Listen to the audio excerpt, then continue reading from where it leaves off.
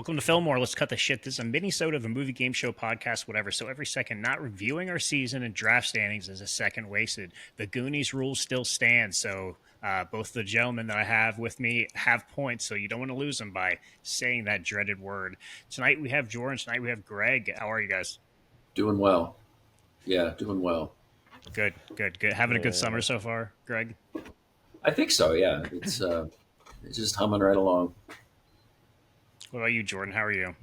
Oh, I'm doing all right. Have you guys been shelling out money to your own movies on the draft board?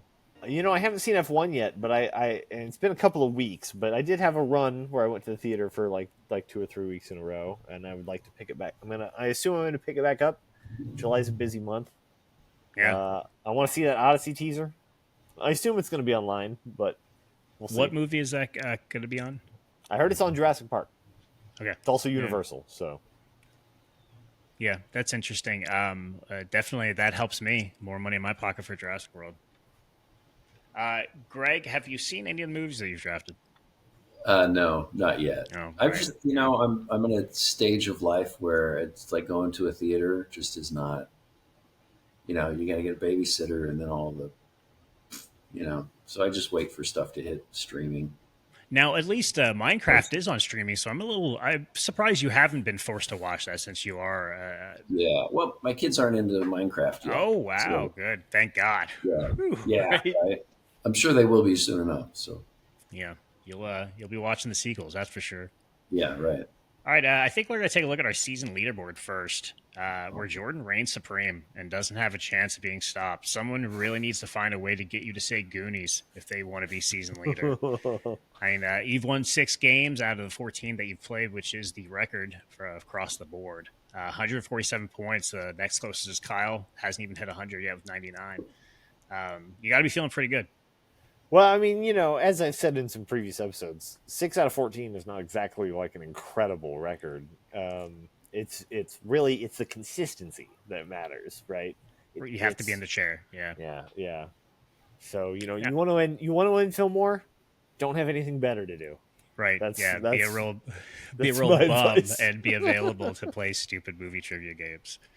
I noticed it seems like most people average out to be about 10 points an episode. Like you've played 14 games, you have about 147 points. So that's really the metric. If you're hitting about 10 points an episode or at least around there, you're going to be, you just got to keep playing the games. Ever since we went on deep cuts and the guy, he said something similar. He was like, "Oh, this is the points range that is like when you're doing good on the show." I was curious. Yeah. About how that correlates to this one. So I'm glad you just said that. Yeah, for sure. We've had a couple of sleepers. Justin and Matt are both semi-newer to the show. Matt won his very first 2 games in a row, and he's sitting at 7th right now. See how he does over the rest of the season. Dalton is working his way up, and of course George, 66 points, played 6 games, 0 wins. I can't wait to see George win a tape. Like that's gonna be a big event for this show, I feel. Yeah, absolutely. Greg, you're in 14th place towards the end. No wins, 10 points. You only played in our 50th episode, but like I said, 10 points a game. And I'm ahead of whoever Shelby is. Yeah, just a point I'm ahead of crushing whoever Shelby, Shelby is. Yeah. And frankly, that's good enough for me. Yeah. Although I just want to say somehow 11 points behind Brent. Yeah, who hasn't been on the show for a year? Yeah. You know what? You're okay. So you're what? 12 points. You'd have to get 12 points to be over Brent. Yeah. Let's find a way to get you 12 points here tonight. Okay. Okay, for 12 points, Greg, what movie has made the most money at the 2025 worldwide box office so far this year? It's Minecraft, right? That's 12 points in Greg's pocket. You're now above Brent on the leaderboard. Minecraft is the biggest movie of the year so far. $954 million it brought in for you, which means you are at the top of our draft leaderboard. Number 1. Outstanding. It was your second pick, though. First pick was Captain America Brave New World, which, everyone's been talking a lot about the superhero fatigue and the curse and all that. And I really think both that and Thunderbolts, those are $600 million movies at the very least. So something's wrong. Audiences they're showing that they're not interested anymore. Characters get so diluted, right? Yeah, I mean, it's just hard to like now. Characters are popping up that unless you're a hardcore comic book person, it's like who is right. that? And So you just think you're not attached to them. So why am I going to go shell out $50 to go see a movie with? I think with both of those movies, they have that kind of struggle of like, with Captain America: Brave New World, it's like it's not Steve Rogers and it's not Bruce Banner, so you've got this sense of like it's this Captain America versus Hulk movie where it's not Captain America or the Hulk as you have Right. come to know them over the movies, right? And Yeah. then with Thunderbolts, it's like Thunderbolts was really good, but it's all characters from movies and shows that weren't big hits. So I can understand the general audience being like, I don't even know who these guys are. yeah, for sure. I didn't watch Falcon and the Winter Soldier because I heard it wasn't that good, and it wasn't. And it doesn't. The Russell kid, he pops. He's good in it. You're glad that they're bringing him back for this if you've been following this. But if you haven't been, you might be like, I don't know who this guy is. I think it says a lot that I'm a huge comic books nerd, and I waited for streaming for both Brave New World, and I haven't seen Thunderbolts yet because it hasn't come to streaming. And I really want to see Thunderbolts. It really was. I just didn't. I did not have a chance to get out to the theater when it was available. Brave New World is the first one that I did not see in the theater. I've seen every single one since Iron Man, a ton of them in IMAX, and Brave New World was the first one where I was like, I just can't get out to the theater for this. So we can talk a lot about superhero fatigue, but like if we're talking about you and I mean, we're huge comic book guys, and we're not going to the theater to see these films. And something's wrong. You think about Captain. I'm gonna go see. I'm super hyped for Superman. Just to. All right, we'll get to Superman. We'll get to Superman. I know we're getting there, but on the just in the terms of superhero fatigue, I think I don't think it's that people are fatigued with the idea of superhero movies. I think it's that people are fatigued with the idea of something that is the same as something they've already seen. You know what I mean? That like they want to see. You have to. It has to be Deadpool and Wolverine anymore, right? Which was not a good movie, but it gave people something new, something fresh. They never figured out what to do in the transition to the next wave after they lost so many of their star power characters. And obviously they do now because they're bringing back Downey as Doctor Doom. Like their plan is like, well, fuck, we fucked up. We got to shove him back in somehow. And I think that's a smart move. I think that's going to kind of bring it back together. But these are the doldrum days of the Marvel Cinematic Universe. It's a bummer because there's exciting stuff going on. People just don't seem to be wanting to go see it. And some of the other stuff, like the Ironheart show that's out right now, it's like I've seen the first 3 episodes. It's pretty good. I don't know why. Would you have gone to a theater to see it though? Well, I mean, they would have to have honestly. That's a tough question. The answer I'm hearing, right? No, but that's a tough question to answer because it's part of what makes it good compared to some of their other shows is that it's actually a show. Right, like episodic. Right, whereas like some of their shows have been like cut down movies. Yeah. It's like I would have gone to the theaters for a 90-minute version of this, and I am having a hard time paying attention on television for 6 hours of it. For sure. Yeah, another one of their issues. Now, just to bring it around to Greg, you chose Karate Kid Legends #3. Do you regret that decision now? It's made about $102 million so far. It's not really kicking off. Only 20 the first weekend here at home. Yeah, do I regret it? No.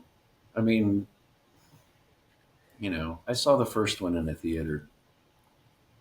So it's just like, to me, it's just interesting. I picked it because it was interesting and it would force me to kind of follow it a little bit. Yeah. Did you go to the theater to see this one? No. Like my biggest thing with theaters now, there are other people there. Right. Yeah. You know what I mean? If theaters could figure out the people problem, then they're set. Then I'm all in. Yeah. But like my hearing is going, and right. I have a hard time. Like theaters are so loud, just like they have the audio cranked up, and then you're sitting next to people that don't necessarily, what. I watch a movie. I want to watch the movie. I want to hear the movie. I don't care how other people are reacting. So like for me, watching a movie at home, and TVs now are so much bigger and the audio is so much better, and it's just like very rarely do I ever feel like I need to sit in the movie theater.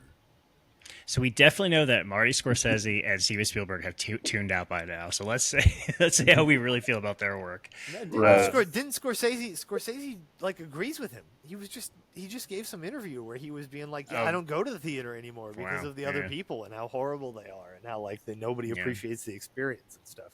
I mean, I hate to jump on that, generational bandwagon, but it's just like people, I think they watch movies differently than we did when I was, going to the movies all the time. Oh yeah, absolutely. I just, Like I just tell people to put their fucking phones away. Personally, I don't want to see somebody Yeah. lighten up their, we let's well, just watch the movie for 2 hours and and then go out and be assholes and do all that. We saw Thunderbolt. Somebody, it was like they kept pulling their phone out and shit. And Yeah. I was just like, hey, put your phone away. And I find most of the time people are like, oh, and then they do it. You know what I mean? They didn't like somehow they didn't realize that they were inconveniencing anybody else. And the moment that you tell them that they are, most of the time they're like, oh my God, I'm so sorry. I mean, it's wild to me because you're, honestly, I love going to the movie theater. But the other people are the biggest fucking problem, for sure. Because somebody does pull their phone out every goddamn time. And it's like, to me, it's beyond rude, but I just tell them to put it away. And usually, Like you said, it's such an addiction that you don't even realize that you're pulling it out. right. For some people, it's just an autonomous like action now. It's It's the like breathing. slightest sense of boredom, and they immediately go to their phone. I'm guilty of it myself. Now I will say, Jordan, if you did that to me in a theater, I would have that same reaction. Yeah, well, I mean, if you see a movie with me and you pull your phone out, I will do that. Like, I'm just, I've done this to people in my group that I went to the movie with before. Like I have gone across the theater to tell people to like put their fucking phone away. Like I will not let you, if your phone is out in visual range of me, and like I can tell you to put, like I'll let you do it one time maybe. You know what I mean? Like, and if it. This lady at whatever the last movies we saw was Thunderbolts or whatever, she had it out through the whole credits and stuff, and so I'm just like, but as soon as you pull it out, my eyes are just like, it's like fucking like laser to it, and I think like. You said during the credits? No, I'm sorry, during the trailers, the commercials and shit, the trailers and the commercials at the beginning. I'm like, I'll tolerate that. I'll tolerate it during the trailers, but the moment those lights go down, you better fucking put it away.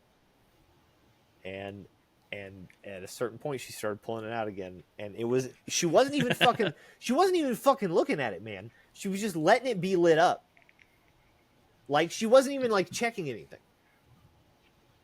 And it's like when it lights up, my eyes go to it, and I think like you're in a room full of people who paid money to pay attention to the big screen, and you are like distracting them. You're stealing the attention that I paid to give to this. I think it's really fucking rude. I fucking hate it, and I do confront people about it almost every time I go to the movies, but I usually don't find as much of a confrontation. I usually find people are like, oh my God, I'm so sorry. And then they don't pull it out again. Yep. No, go ahead, Jordan. Keep going. Don't stop. This is probably a good time to tell you I did see Thunderbolts because I was that woman in that theater just there to annoy you. So, Greg, you've still got Now You See Me 3 and One Battle After Another coming out this year. Two films I will want to see. I'll probably go see One Battle After Another in theater. Yeah, I'm that big of a fan of PTA. I really do want to see what he makes. And that one looks very interesting. Yeah, it's him with a huge budget. I can't wait to see that. Even though it looks a little wonky. As a fan of his, I'll say it doesn't look. It really depends on how he can handle it. I love the trailer. I'm the really trailer's into it. It's a lot of weird things going on. Yeah, and he's coming off of Licorice Pizza, which I wasn't a big fan of. This is the actually first see film it. that he made that I was like, oh yeah, I can't say that I'm a fan of that film. Um, and then I know what you did last summer. You know, sometimes horror movies, as you can see on my score for Final Destination Bloodlines, sometimes they pop, sometimes they make $300 million. I do have a projection for you, Greg. You Okay. have $1.48 billion as of right now. 6 months Yes. left to go. You need Yeah. about 150 from both 100 from One Bell After Another, and I know what you did last summer, and probably another 200 from Now You See Me 3 to hit 2 billion. And I think you'll get there. I think you'll go right over 2 billion, but I think that's where you're going to end up. It's just a hair over $2 billion. Yeah, that sounds. I can see that. It kind of depends on. Like I know what you did last summer. You know that was such a huge franchise Yes, for a while, and it's how when was the last one out? I don't even remember. It's been a long time ago, right? I think the second one came out in 2001, 2002 area. I Yeah. think. So if it brings out that old crowd, maybe drags in some newer stuff. It could be kind of a sleeper. I think. Yeah, for sure. It's coming out during a heavy swing of other films, but all the other films Mm, are big spectacle films. So people still like horror movies, and people will go see horror movies. It's one of the yeah. safest genres you got these days. So yeah, Yeah. I'm could. hopeful. I'm hopeful. Yeah, bummer about the Day the Earth Blew Up, the Looney Tunes movie. Now we know why WB was so weird about Coyote versus Acme, that other movie they were going to release. Um, Yeah. people, I think the Looney Tunes, the fandom isn't there anymore. They're it's like Yeah. our parents and our grandparents Yeah, type of IP. yeah. And That was unless you're going to Six Flags, I don't think you care about Bugs Bunny these days. Yeah, that was the one that after the draft, I was kind of re-looking at the list and what I could have, Yeah. that's the one I probably would have redone in hindsight because it was like, Yeah, because you could have still had. I mean, Snow White was still on the board, which doesn't really mean anything now. I mean, Sinners, which we'll get to. Travesty, yeah, that was still in the last. Still there in the last round.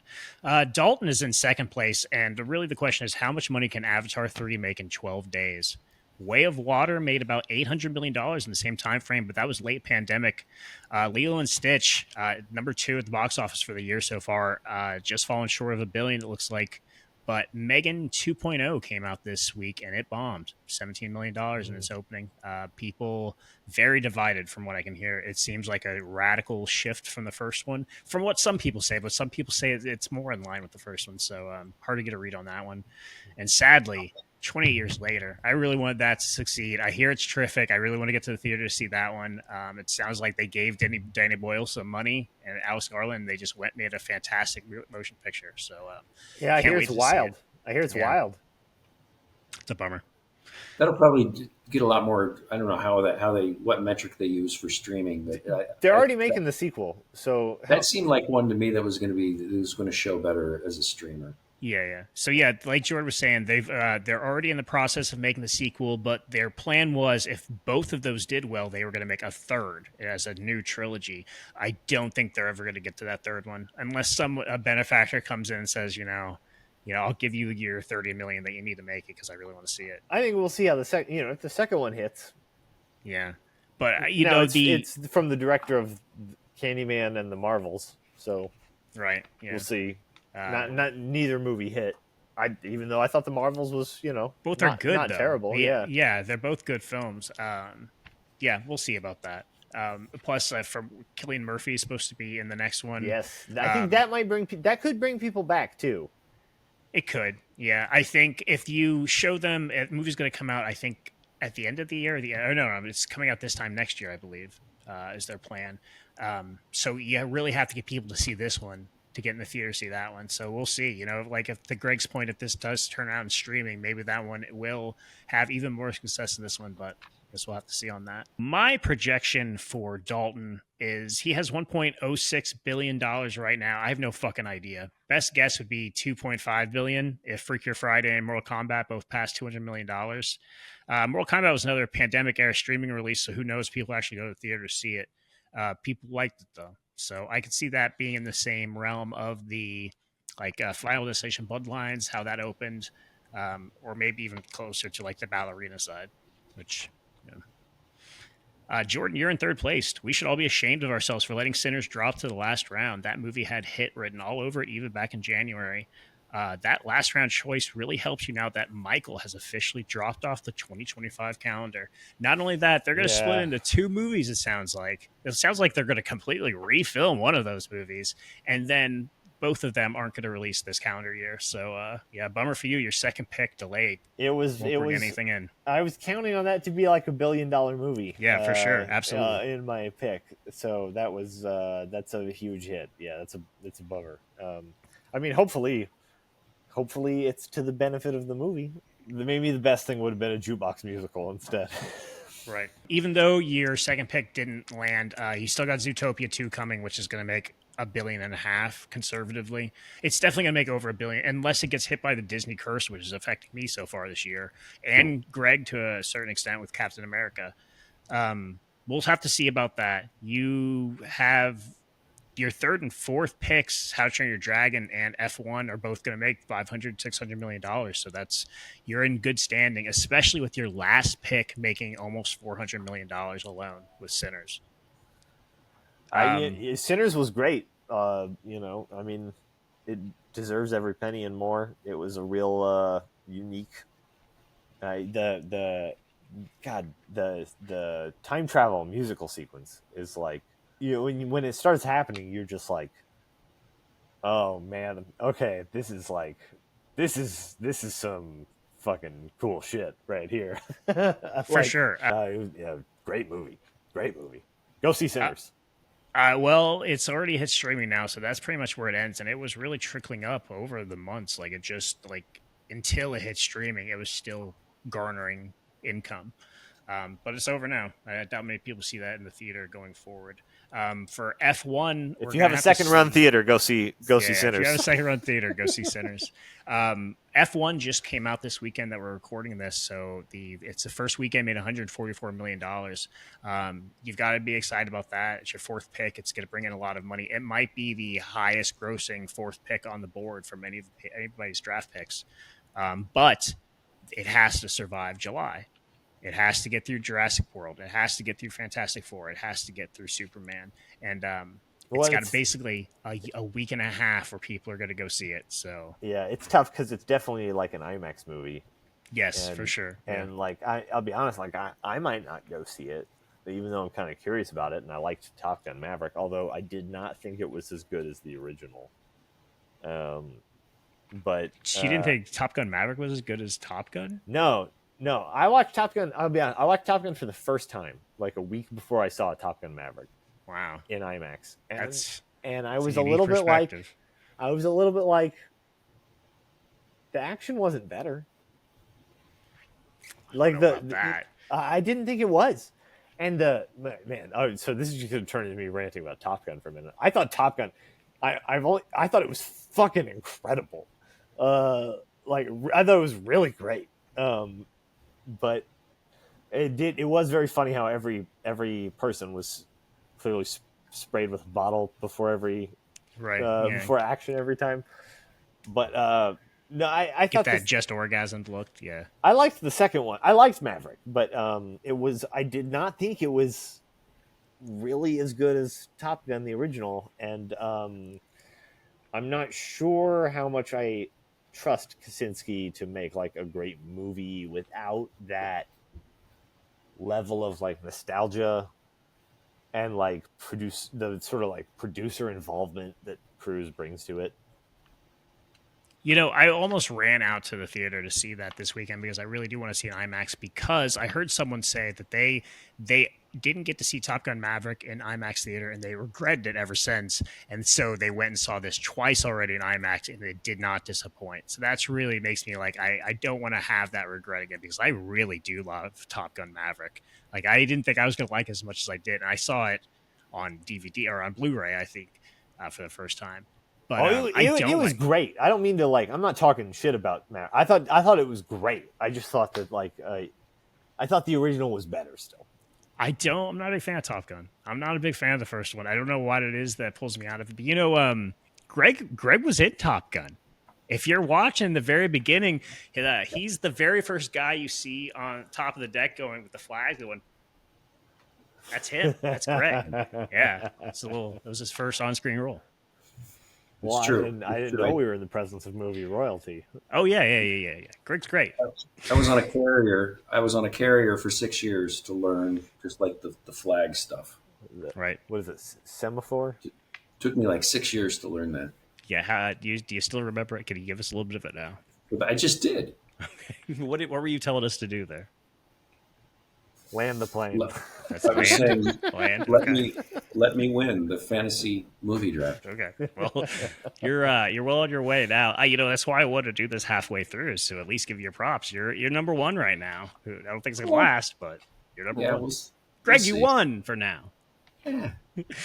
Jordan, you have $962 million right now, just shy of your first billion. I think Zootopia 2 gets between 1.2, 1.4 billion if it can escape the Disney curse this year.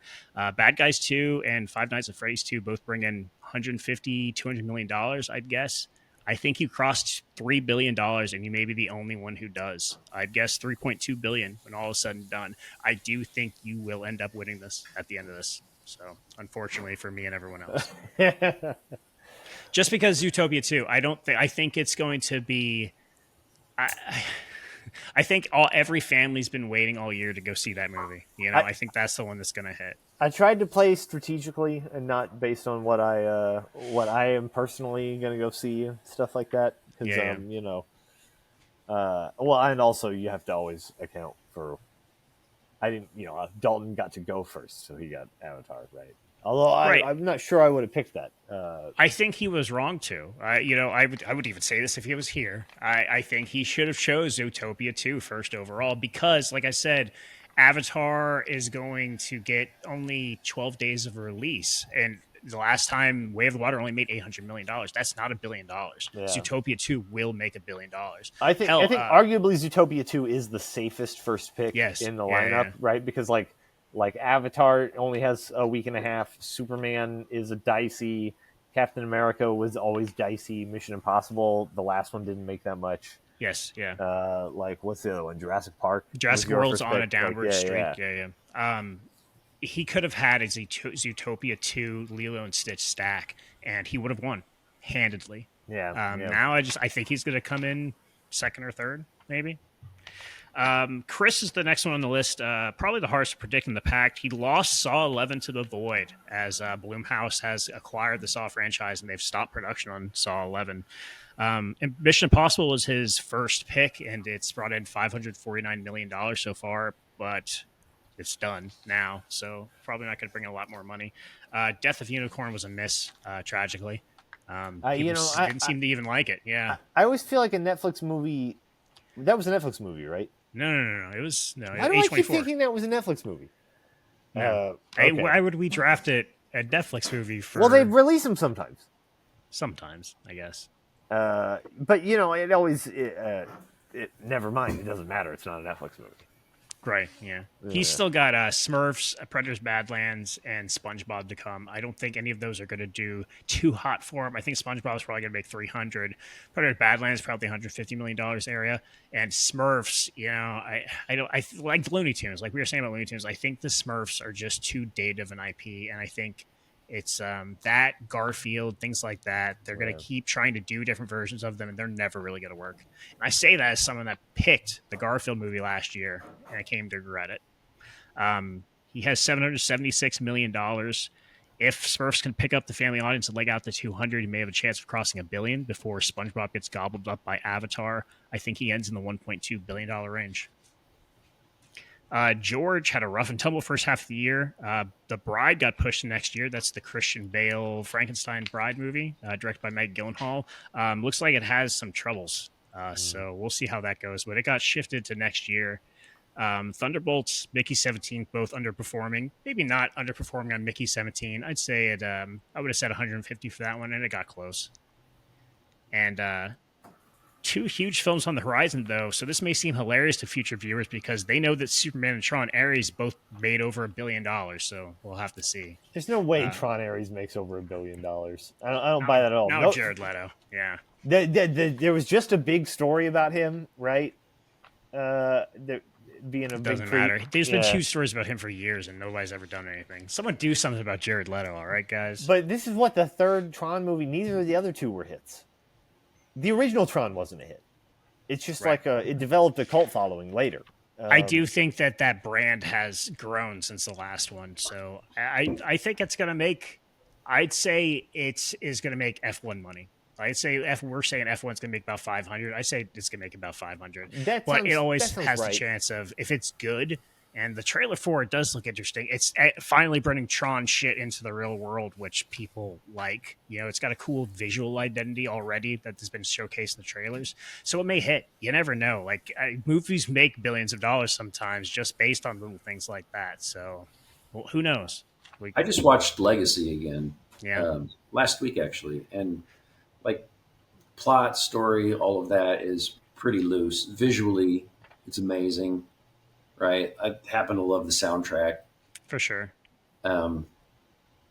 And like towards the end, they jump. I don't want to spoil it, but they make the leap into the real world, and it just leaves you like, okay, I want to see. Yes. Yeah. I want to see these guys in the real world and see how Yeah. put Tron in the real world and see what happens. For George, I think it's going to do him pretty well. I don't know if it's going to put him into winning, stages, but it's going to do him well. Yeah, I think it should do pretty well. I don't think it'll hit $1 billion, but Yeah. maybe half of that, maybe $500 million. Yeah, for sure. It's just- That's where I think it's going to land. Yeah. Yeah. He chose amateur a little too early, and unfortunately, Ballerina isn't doing anything. Unfortunately, Yeah, I heard it was pretty good. I was, Yeah, I was I love skeptical her. about it, but I love her. I like the franchise. I have never seen any of the John Wick films in a theater though, so those have always been like Sunday afternoon movies for me. I saw the first one in IMAX, but it was like I didn't even know what it was. Like the day before Right. I saw these Yeah, Keanu reviews Reeves, being like, yeah. "Oh my god, you gotta go see John Wick," and I looked at it was like, "Oh shit, it's playing in IMAX. Hey, let's go see this movie." I had no idea what I was walking into, but I think I saw 2 and 3 in the theater, but I haven't seen them. There's the fourth one, right? Isn't there a fourth Yeah, one? I haven't seen the fourth one. There's 4, a TV show, and then this is the first spin-off movie. The show is supposed to be bad. And Yeah, I I've heard it's terrible. I'm watching it. they said they didn't have much control over it either. So let's talk about Superman. It's coming out in about a week and a half from where we are right now. I think of all the movies that are on this board, that's been the hardest one to predict. Some people predict it's going to be 500. Some people predict it's going to be over $1 billion. I think it's going to be about 800. Yeah, I think that that's sounds where right it's to going me. to end. Yeah, which would be, I think, more than any Superman movie ever has made. So I think that this is going to be the highest grossing Superman movie. I don't think it's... Do you think it wins July, I guess is the bigger question. Between that, Fantastic Four, and Jurassic World, which one do you think is going to make the most money out of those 3? I think it could be Superman. Oh, and I Know What You Did Last Summer. Let's throw that one in there, too. Yeah, Maybe thanks. it's shot in the dark. The Jurassic Park movies almost always make $1 billion, even though nobody I didn't see the Chris Pratt ones, but they got terrible reviews. All 3 of them did. But they all made $1 billion anyway. Yeah, Dude, but stop it this. was every single one of them made 300 less than the last one. So going by that measure, if we're still keeping with this one would make about 700 because the This last one one is- made right about $1 billion. It's getting okay reviews from what I've seen so far. But like, I'm a little. I feel like maybe people are going to be a little like, yeah, I've seen this already. Yeah, for sure. People are comparing it to Jurassic Park 3, the Sam Neill Now, centric I one. will say, I think Jurassic Park 3 is okay. Yeah, I love that one. I thought that one was pretty good, actually. I thought it was better than the Lost World. But it didn't get good reviews and it didn't make a lot of money. Right. But Superman, think- I think Superman could surprise people. 100. I think Fantastic Four has to overcome the sort of general. I think that what people are calling superhero fatigue might actually be Marvel fatigue Right. a little bit, and that I don't know that that's a problem for Superman necessarily. I think people are maybe Superman seems maybe more like the kind of superhero movie people want a little bit right now. It seems different than the Marvel movies in some significant ways. And I also there's been kind of a meme about how like Superman is more popular when things are bad politically in America, Right. and Batman is more popular when things are like when America is like doing good. And I think that's an See, interesting... this movie's gonna make $3 billion fucking dollars. I think it's an interesting thing to consider. You know, the Snyder version, I can see the value of it. I'm not like the biggest hater of it. I don't like it overall, but it seemed like he was very like he didn't know what he stood for, right? Yeah, well, And that was Zack the part of Snyder the is point. the worst person to make Yeah. a Superman movie because he has no idea what the fuck Superman means. Well, he's got a Superman, so he's got a Superman who's trying to figure out what he means.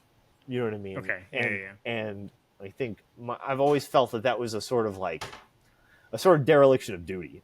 And so, like, I can understand how it maybe makes Superman more relatable, but it feels like Superman should be the one that should tell us. You know, if there's like that, Snyder's Superman is dealing with some sort of like crisis of like what it means to be a man in modern society, and he doesn't know. And what I think that the thing is that like Superman should tell us what it means. Superman should be the example of what it means or whatever, and not be like, I don't fucking know either, man. I'm just I don't know. I'm into this chick, so now I care about humanity. Right. And I think people are man, I don't know. I hope that the new movie is more in line with the like Superman that I know from the comics and stuff. And I hope people are hungry for something like that, to be honest. Well, will George's Superman make $1 billion? I don't think so. I think it's going to land right about 800. I'm going to put his projection for me about $2.1 billion. I think he's going to make over $2 billion, but I don't think he's going to get all the way there. For me, I'm going to live and die by the month of July. I've got Jurassic World Rebirth and Fantastic Four both releasing this month. And if either one of them don't do well, then I have no chance whatsoever. I really need all three of my top films to at least make $700 million a piece for me to even have a shot. And even then, I don't think it's probably likely. And then Elio and Snow White. My poor, pitiful soul. How dare I choose two Disney movies? A studio that has made billions upon billions upon billions of dollars doing the exact same thing I was hoping them to do in these two spots, and neither of them brought in much money. When Snow White came out, I was like, oh, well, that's the worst movie I've got. There's no way that none of the rest of my movies will go below that mark. And it sure as shit looks like Elio's going to go under that now. I finally bet on Pixar, and Pixar blew up. I think COVID killed Pixar to some degree. Yeah. I think families have become accustomed to the idea that you can watch Pixar movies on Disney Plus. I think it's a little bit of that, and I think that's true of the Marvel films too. Yeah, I think so too. Is the Disney Plus aspect of it has ruined Disney because, and now they're trying to course correct on that and say it's not going to be for 180 days or whatever. Well, and it's still Lilo and Stitch made a shitload of money, so like it's clearly not across the board. And that was a Disney Plus project originally, and so was Moana 2. And both of those hit. Both of those made almost $1 billion, and they were both going to go to streaming. So they obviously have started to course correct now. In terms of Elio, I don't think that's the only problem, though. From what I'm seeing online, most people seem to have a problem with the same old CalArts animation style they've been putting in every single one of their films recently. I think the what do you call it? The magic has worn off Pixar. I think people see those films instead of setting them up here immediately just because they're Pixar films. Now I think they're putting them with the rest of the pack, and I don't think that they're getting people to the theater anymore. There's too many other good movies. There's too many other good TV shows that you can't just ride that same wave as you used to for a company. That's how I feel. Yeah. So I think I think it's the way I see it shaking out. I think Jordan's going to be number one. I think spots 2 and 3 are going to be between me and Dalton, whoever has more there. 3 and 4 are going to be, 4 and 5 are going to be Greg and George. I think Chris is going to come in last, unfortunately. What do you guys think? I can see that. Yeah. I mean, it sounds good to me. Yeah. Fuck you, buddy.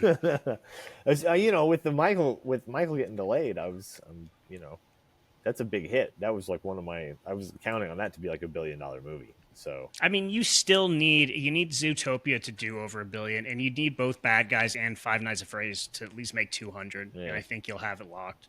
I mean, you're almost at $1 billion now. And you were, Sinners, man. You're at least. I made $281 million with my last pick. You made 364, so there's $84 million there, than more than you're going to get from anyone else, unless, like, I know you did last summer, or Mortal Kombat 2 kicks.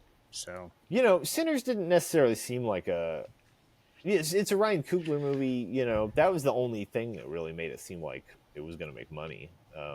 It was like February release or something like that. Like all of his movies make money. He is just as much a name director as anybody else these days. He has. I think that Sinners pull. is the movie that proves that. Yeah, I guess you're right. Because I mean, it's his last 2 movies were Marvel movies, right? You know, and I mean, Creed probably made money, but how much of that was? The only thing he'd done before that was Fruitvale Station, so it wasn't because of Ryan Coogler if Creed made money. I mean, Right. Creed it's a fucking incredible movie, but it didn't make money off of Ryan Coogler's name. I don't know. Like, I had an inkling when we were doing the draft. Like, when I saw you take Sinners in that last round, I was like, man, that's gonna be problematic, because I know that movie's gonna make money. I thought the same thing about Mickey 17. Honestly, I thought Mickey 17 honestly would probably do a little better because it has a science fiction. It has him, the guy they fucking Parasite. You know, so There's the Warners didn't seem to know what to do with it though. Yeah. You know, which I think that they probably didn't do it any favors, you know, Yeah. getting. Ryan had draft in 2024 with our other draft, and it got booed this year, and That's right. George took it. All right, so that's where our draft is at the mid-year review. Hope you guys had fun. Listen to us talk bullshit here for almost an hour. Follow us on Bluesky at Filmwar. That's your best open line to the show. View our full video episodes at youtube.com/@Filmwar or at thefilmwar.com. Rate us, share us, kisses, thrill us. We are deep in T-War right now. We have 2 teams already onto the final round with 1 more spot open. Jordan, you're in the finale with your teammate Dalton. That's right. Are you excited to go against 2 other teams? Yeah, absolutely. Greg, you're a little bit higher up the draft. You're a little bit higher up the leaderboard now. You're, I believe, in 8th place as of right now. So I'm congratulations. on top of Brent. Yeah. Again. Yep. Godspeed.